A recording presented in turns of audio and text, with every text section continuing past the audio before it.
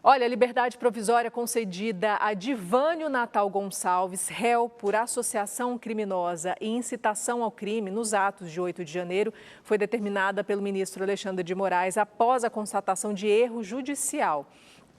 O STF reconheceu que a prisão preventiva decretada no ano passado ocorreu devido a uma falha na comunicação entre varas judiciais das comarcas de Uberlândia, interior de Minas Gerais, responsável pela fiscalização das medidas cautelares imposta ao acusado. Divânio havia sido preso preventivamente em setembro do ano passado, após o juízo da Vara de Execuções Penais de Uberlândia informar ao STF que o réu não estava comparecendo às apresentações semanais nem havia instalado a tornozeleira eletrônica. A decisão se baseou nessas informações, levando à determinação da prisão dele. O mandado foi cumprido em abril deste ano, quando também ocorreu a audiência de custódia sem registro de irregularidades naquele momento. 6 meses depois, a nova defesa de Divânio apresentou a documentação indicando que o réu cumpria sim as medidas cautelares, mas sob a supervisão da Vara de Violência Doméstica e de Precatórios Criminais da mesma comarca e não na Vara de Execuções Penais, onde, então, o comparecimento deveria ter sido registrado.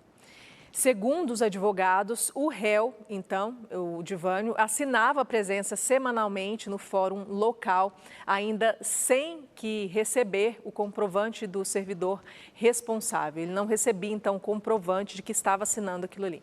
Diante das evidências de erro processual, o Procurador-Geral da República, Paulo Gonet, se manifestou, então, favoravelmente à revogação da prisão preventiva e ao restabelecimento das medidas alternativas anteriores. Em sua decisão, Moraes destacou a necessidade de compatibilizar o direito à liberdade com a segurança jurídica e considerou não haver mais elementos que justificassem a manutenção da prisão. Gustavo.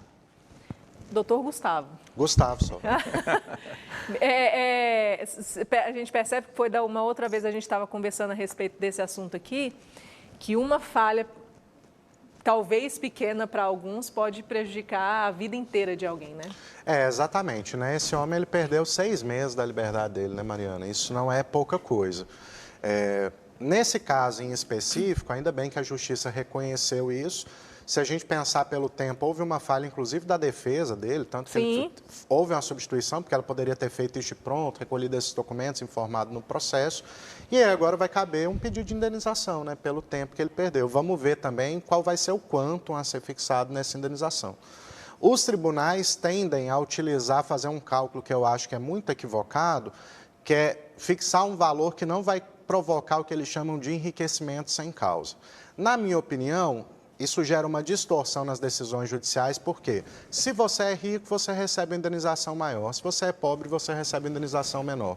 Ou seja, o seu tempo, os seus bens, a sua integridade física, os seus sentimentos legítimos, se você é rico, vale mais, se você é pobre, vale menos. E se você é rico, você tem um advogado, se você é pobre, você tem outro advogado. Exato. Né? Nesse caso em específico... às vezes você vai ficar dependendo da defensoria pública ou um defensor dativo. Não que não sejam bons, mas veja, é volume de trabalho. Sim. Então você vai pegar uma defensoria pública, por exemplo, um defensor que às vezes está com 1.000, 2.000 processos, enquanto um advogado particular vai trabalhar com 100, 200. Ele vai conseguir dar mais atenção para o seu caso do que um defensor público. Com certeza. Aí o cara perdeu 6 meses da vida dele, que poderia estar produzindo, trabalhando, inclusive, né? Porque ele estava com tornozeleira eletrônica, provavelmente ele poderia trabalhar, né? Então, ficou 6 meses preso e a família sendo prejudicada também. Mariana, eu acho que é um caso bem clássico aí de falta, né, de comunicação entre as varas. Veja bem, na comarca onde ele estava se apresentando, deveria ter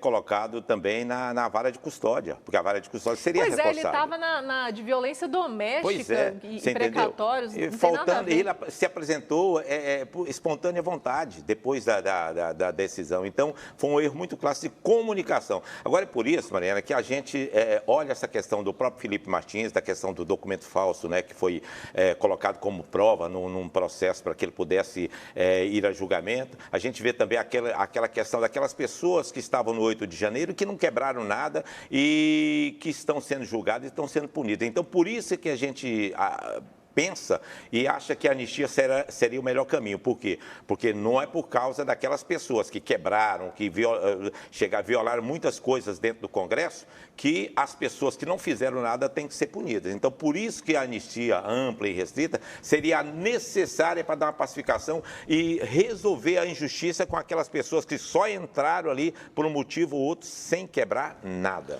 Só um momento aqui, Mariana. Nós tivemos no Brasil pelo menos uma dezena de tentativas de golpe. Ninguém nunca foi punido. Nós temos casos como o do Castelo Branco, por exemplo, que participou de 3 tentativas de golpes diversos.